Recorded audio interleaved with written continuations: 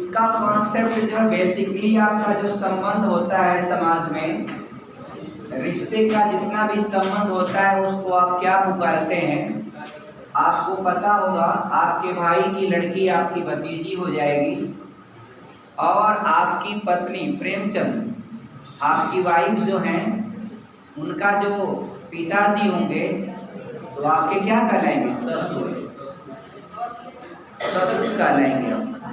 और आपकी वाइफ की जो माँ होंगी वो आपकी सास कहलाएंगे। ये रिलेशन होता है डियर अपना। बताएं, वह स्त्री उस पुरुष से कैसे संबंधित है? ये आपका जवाब देना है। एकदम आसान काम करेंगे, देखिएगा। एक स्त्री का परिचय कराते हुए, ये आपका स्त्री का परिचय कराते हुए पुरुष बोल रहे हैं। आप कह रहे हैं कि इसके जो पिता हैं वह मेरे पिता के इकलौते पुत्र। तो इसके जो पिता हैं वह मेरे पिता के इकलौते पुत्र, एक पुरुष स्वयं हो जाएगा।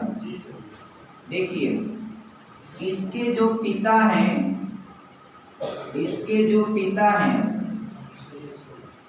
एक कह रहा है कि इसके पिता वह मेरे पिता के इकलौते पुत्र। तो कोई भी व्यक्ति अगर ऐसा कहता है कि मेरे पिता का इकलौता पुत्र, तो पुरुष आपका स्वयं हो जाएगा। और ये पुरुष क्या हो जाएगा? इस स्त्री का पिता हो जाएगा। लिख रहा है ना कि उसके पिता, इसके जो पिता हैं वह मेरे पिता के इकलौते पुत्र, अर्थात ये पुरुष आपका स्वयं हो जाएगा। तो अब बोल रहा है कि वह स्त्री उस पुरुष से कैसे संबंधित है। तो स्त्री को पूछ रहा है, तो इसलिए पुत्री हो जाएगा। और पुरुष को पूछता कि वह पुरुष उस स्त्री से कैसे संबंधित है, तो आपका पिता हो जाता।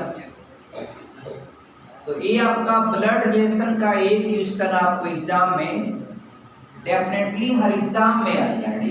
मधु के पिता से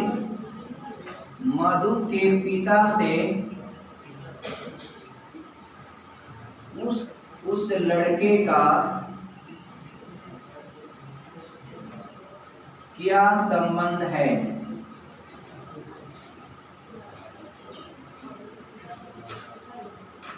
एक बात करते हैं हम लोग आपका, देखिए, उसकी बहन मेरे पिताजी की इकलौती पुत्री, एक लड़के की ओर इशारा करते हुए मधु ने कहा। ये लड़का है और इसकी ओर इशारा करते हुए मधु बोल रही है। मधु कह रही है कि उसकी बहन मेरे पिताजी की इकलौती पुत्री। तो ये मधु खुद इसकी क्या हो जाएगी? बहन हो जाएगी। तो मधु के पिता से ये लड़के का क्या संबंध है? तो ये लड़कवा जो है ना, वह मधु के पिता का क्या है? पुत्र है, क्योंकि ये दोनों भाई बहन है। ये दोनों क्या है? भाई बहन है। तो बहन का पिता भाई का भी पिता होगा, ठीक ना डियर? आप इसको क्या जवाब देंगे? आपका सिंपल कहेंगे आपका पुत्र, यानी पुत्र वाला ऑप्शन जो है सही। SSC CGL. और क्वेश्चन क्या है देखिएगा,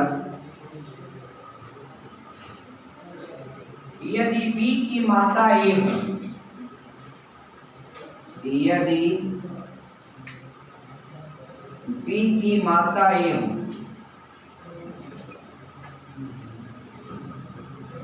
ठीक है, और ए का बेटा सी, ए का बेटा सी है,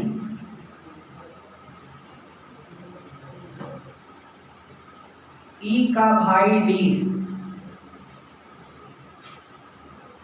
ई का भाई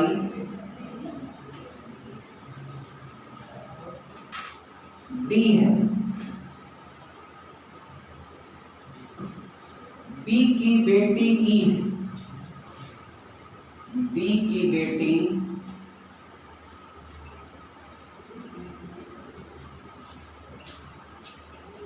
ई है, बी की बेटी ई है। तो डी की दादी कौन है? तो डी की दादी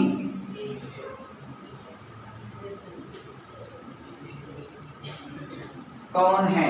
ए बी की माता ए। अब यहां से लिखूं, देखिए बी की माँ आपका ए, माँ कौन है? ए। सुनिए, ए का बेटा सी, तो बी की माँ ए है और ए का बेटा सी है। तो यहां पर ए बेटा है यानी पुत्र है, लेकिन पुत्र इनका है, तो ए आपका बी का जेंडर क्लियर नहीं। अच्छा, और ई का भाई डी है, तो इस स्टेटमेंट को अभी बैठाएंगे नहीं। और बी जो है ई की बेटी, बी जो है बी की बेटी ई है, तो बी की बेटी ई है, ये आपका पुत्री है। अब डियर, और यहां पर दिया है कि ई का भाई डी, ई का भाई क्या है? डी। ये दोनों आपका भाई बहन हो जाएंगे, भाई बहन हो जाएंगे। अब डियर बोला है कि बी की बेटी ई, ये तो पहले लिखी दी है और ये भी जोड़ दिए। अब डी की दादी कौन है? तो सिंपल होता है, ये देखिए भाई बहन है, तो इसका ये आपका माँ होंगी, आपका माँ नहीं आपका, बल्कि जो है ये पिता हो सकते हैं। और पिता की जो माँ होती हैं वह इनकी क्या होगी? डी की क्या हो जाएगी? दादी। तो डी की दादी कौन है? ए। तो ए वाला ऑप्शन आप करेंगे, आपका डी की दादी क्या है? ए। बी का यस से क्या रिश्ता है? अभी ऑप्शन देखते हैं। ऑप्शन दिया है माँ, दादी, बहन और आंटी।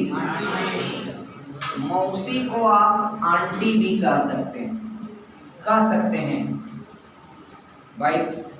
पिता की जो बहन, पिता के जो भाई हैं चाचा, और उनकी पत्नी आपका आंटी, चाचा चाची। उसी तरह से माँ की बहन, तो वो मौसी तो शब्द इस्तेमाल ही किया जाता है, लेकिन मौसी को आप जो है मौसी मौसा कहते ही हैं उनके पति को, लेकिन उनको आपका अंकल और आंटी भी कह सकते हैं। डियर, आगे जरा देखिएगा, ए और बी बहनें, आइए फॉर्मेट बनाते हैं। ए और बी बहनें, ये दोनों बहनें, ये आपका बहनें हैं। आर और यस भाई, और लिख रहा है कि ए की बेटी आर की बहन, तो ए की जो बेटी है, ए की जो बेटी है वह आर की बहन, तो आर की बहन है, तो आर इसका क्या हो गया? भाई हो गया। और यस भी भाई हो गया, यस भी क्या हो गया? भाई हो गया। अब डियर बी का यस से क्या रिश्ता है? ये पूछा है। तो एक के 3 संतान हो जाएंगे, एगो बेटी और 2 गो बेटा। तो अब डियर यहाँ देखिए, ये दोनों का जेंडर क्लियर है, ये फीमेल ए भी है, फीमेल ए भी, क्योंकि लिखा है ये दोनों क्या है, बहनें। तो इन तीनों की आपका ये क्या हो जाएगी, माँ हो जाएगी। तो माँ की जो बहन होती है, इसकी भी तो यही माँ होगी, इसकी भी यही माँ होगी। तो माँ की जो बहन होती है वो मौसी होती है। और मौसी को आप एक शब्द दिया हुआ है आंटी, तो आप आंटी भी कॉल कर सकते हैं। शानदार भर्ती आपके सामने, डिपेंड करता है आप कितना मेहनत कर रहे हैं। हल्के में लेंगे तो कुछ नहीं होगा, ऐसे ही जाएंगे एग्जाम बैग टांग के दे करके मुंह लटका के चले आएंगे आपका। और दिल से पढ़ लेंगे तो एग्जाम को आप क्वालिफाई कर लेंगे आप, तो आप बन जाएंगे क्या, सब इंस्पेक्टर ऑल इंडिया। और वैसे ही आपका बहुत सारे पद के एग्जाम कमिंग सून। आप लोगों को एक शानदार मौका मिलेगा 2024 से पहले पूरे 2023 के लिए। 2023 में पूरा चलेगा आपका भर्ती प्रक्रियाएं खूब, हर स्टेट गवर्नमेंट भी खूब भर्ती चलेगी। क्यों, डबल इंजन की सरकार है, तो स्टेट गवर्नमेंट भी भर्ती करेगी और केंद्र सरकार भी भर्ती करेगी। तो 2023 में खूब भर्ती निकलेगी और आपका शुरू हो जाएगा। आप थोड़ा सा शुभ मुहूर्त आने दीजिए, भादो लगा है ना, भादो जो पक्ष होता है वो डियर आपका जो है थोड़ा शुभ नहीं माना जाता ना बच्ची। भादो आपका अच्छा नहीं होता है। भादो के बाद जो है आपका पितरपक्ष के बाद जब नवरात्रि चढ़ता है तो सारा त्योहार दीपावली दशहरा सब शुरू हो जाता है। तो उस समय और ज़्यादा आपका रिक्रूटमेंट फटाफट निकलना शुरू हो जाएगा। और वैसे भी ऑल इंडिया खूब भर्ती निकल, देखिए कभी भी ये मान लीजिए भारत की जनसंख्या इतनी ज़्यादा है कि सरकार के सामने हर व्यक्ति को सरकारी नौकरी देना, बुला के घर देना, ये आपका पॉसिबल तो है ही नहीं आपका। तो नौकरी या जो पद जितने निकल रहे हैं अब उसमें योग्य लोग पहुंचना चाहिए।